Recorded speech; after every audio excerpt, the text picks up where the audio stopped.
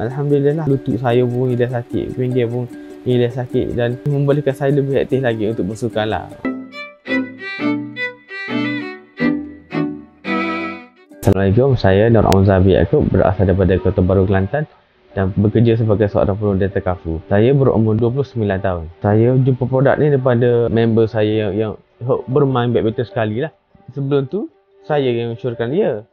Tapi sebelum tu saya tak makan lagi sebab saya tengok dalam Facebook, saya cakap Encik Ustaz Hanafi ni, dia pun belilah. Dia beli sedar tu dan dia makan habis satu botol tu, Alhamdulillah lutut dia hilang sakit lah. Lepas tu pun saya pun ada juga sakit lutut. So saya pun try kot beli. Saya sebelum ni pun mengalami sakit lutut, rasa sakit pinggir sebab aktif bersukan lah. Sakit dia tu tak boleh nak kat orang.